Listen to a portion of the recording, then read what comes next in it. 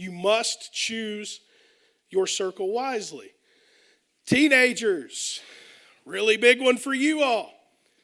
Teenagers, choose your circle wisely. You ever heard, teenagers, of the expression guilty by association? Yeah, boy, all you got to do is just be in the room with the wrong people at the wrong time. It can change everything. There are people that have lost scholarships. They have lost college opportunities. They have lost money opportunities, job opportunities, family opportunities. Why? They were with the wrong people in the wrong place at the wrong time. We must choose our circle wisely. Now, I will say this, parents, we have a responsibility with that. We must monitor the circles of our kids. I think today they have a phrase for it called like helicopter parent or something like that. And really it's not as big of a deal whenever I was a kid as it is today. Because we couldn't connect with people unless we were right there, right? Hey, when I was a kid, you go outside, you're outside all day, right? You get fussed at for coming in and out of the house because we're not trying to cool the outside, right? Air conditioning costs money. Choose one, inside or outside. And you think about it. And some of you all grew up in a little bit of a society that was a little bit different even than what I grew up in. But you get on your bicycle, gone down the road, gone through the woods, out through the neighborhood, whatever, hours. Parents had really no clue where we were, what we were doing. Point them in a direction, right?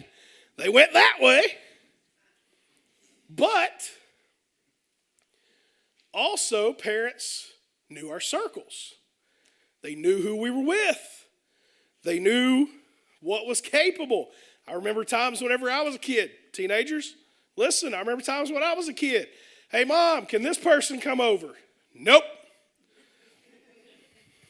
Why? I know they're Mom and Daddy. They ain't coming over here. Okay. Now looking back on it, I'm like, man, I wouldn't have let them hang out. I wouldn't let them come over either. To be quite honest about it, go back and looking about it, I'm like, man, there were probably a couple of times in my life where I probably wouldn't have let me come over, right? But we look at this, and in today's society, it's so much more dangerous, and it's so broader because of social media. Kids don't even have to be in the same room. They don't have to be in the same school. They don't have to be in the same state. They don't have to be in the same country. And those circles continue to widen. Parents, it is our job to make sure that we monitor those circles. Husbands, it is your job to make sure that you protect your family.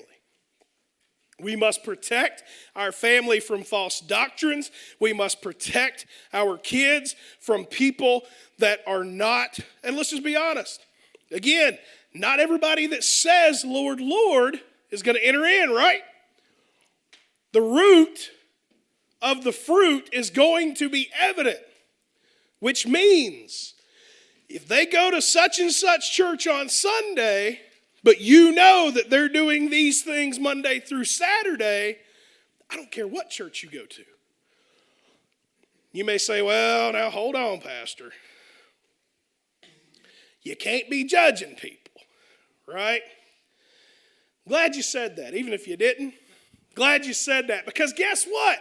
Matthew 7 has that verse. So let's look at it. Verse 1 of Matthew 7. Judge not that ye be not judged. Wow. Let's go to verse 2. For with what judgment ye judge, ye shall be judged. And with what measure ye meet, it shall be measured to you again. Now, how many times do we hear that in society, right? Can't be judging people. Brian has a really good meme that he found this morning. You keep citing Matthew 7:1. I do not think it means what you think it means. Can I tell you that Matthew 7:1 is one of the most misused and misquoted scriptures in all the Bible? Can I also tell you that Matthew 7:1 is one of Satan's favorite scriptures? And you say, whoa. What? Because Satan has used this scripture to allow everything to go on in society. Don't you dare judge people. Just because he shows up at church on Sunday, but he's a just absolutely throwdown drunk Monday through Saturday, you can't judge him for that, right? Just because he shows up to church on Sunday, but he's a drug addict, you can't judge him for that. Again, I don't think you're quite getting what Jesus said. Because remember, this is all Matthew chapter 7, right? So back to verse 15. Beware of false prophets. Now hold on a minute. How am I supposed to tell if somebody's a false prophet? Do I not have to make a judgment? But Jesus just said, do not judge. And oh, buddy, people will remind you of that. They may know only 4 scriptures, but that's one of them, guaranteed. So how does that work? If Jesus says, judge not, then how can I beware of false prophets? Right? Because you have to make a judgment. Right? Most of you all in here that have either been around ball or coached ball or played ball or something, coaches, we absolutely hate the call that officials like to say is a judgment call, right?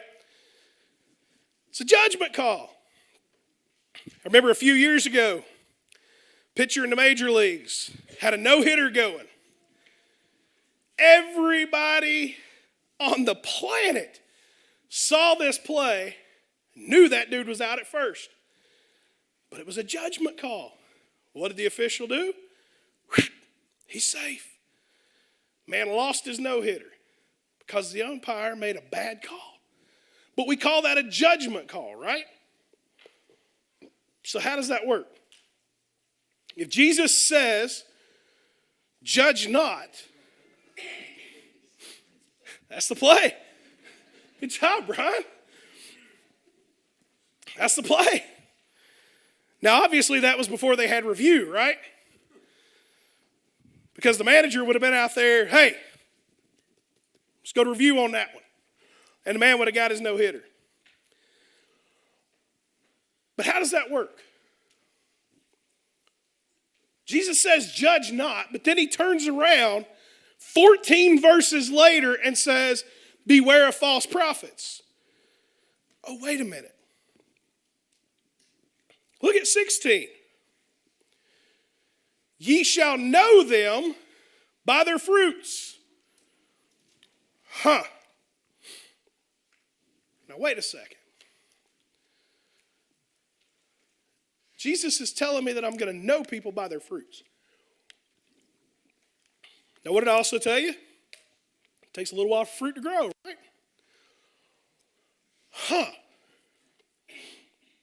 So he says, do not judge in verse 1. 14 verses later, he says, beware of false prophets. 15 verses later, he says, ye shall know them by their fruits. How does that work? Well, here's an idea. Let's break down the definition of judge. The definition of judge has many different meanings. I think we've said that a few times over the past couple of years. Our wonderful English language uses one word, and how that word is used is determined by the context in which it is, right? I could have, he doesn't have to, but we could have Brian put the word read up here on the screen. R-E-A-D. Is it going to be read or read? We have no idea until you put it into context. If it says, I will read, okay. If it says, I will read, then we know it's read. If it says, I read, we know it's read. But if you just write that word, we have no idea. So let me give you a few of the definitions. There it is. A few of the definitions for the word judge: to form an opinion, to decide the result.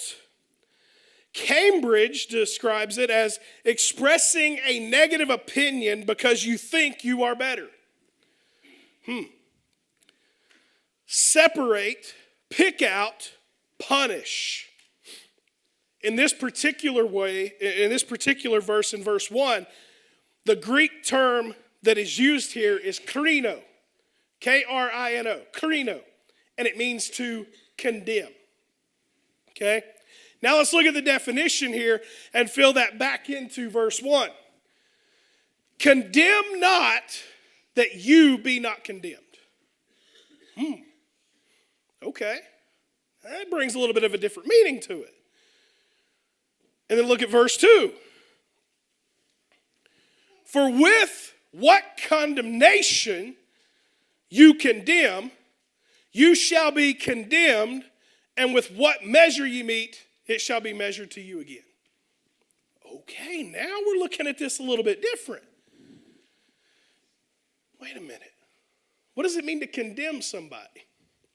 I think we read that definition here a minute ago. Decide the result, right?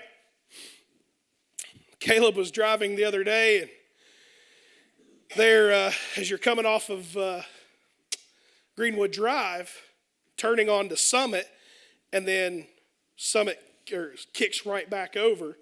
I think that's what, like Enon Drive or something, or I don't know what the road is. But it's a real quick, just boop, boop, on over there. And so Caleb's driving, and there's a car. And I'm like, hey, don't hit that car, right? Like, make sure you turn wide enough to where you don't hit that car. Because let's be honest, if you've ever driven through there, and you know which road I'm talking about, right there, just below Eden Church, right? What does everybody do? Nobody turns there. They just kind of angle it onto the other road, right? Nobody turns and then goes if there's nobody sitting there at the stop sign. We just whoosh, right on through there. And I'm like, hey, there's a car there. He's like, well, I see it. Well, don't hit it. He's like, I wasn't even close. Don't care, just wanting to make sure. He goes, why? I said, because that's Judge Rambo. He's like, who? It's like, it's Judge Rambo. You don't want to hit a judge's car, right? But what does a judge do? A judge makes a final decision. Who is the ultimate judge? Jesus. He is the one that will judge us.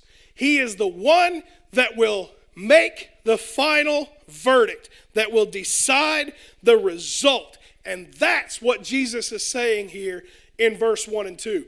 Don't you dare write people off. If you enjoyed that message, then you'll want to check out this video for more biblical truths. You can help spread the gospel by clicking the like button or even consider subscribing. Thanks for watching, and I'll see you at the next one.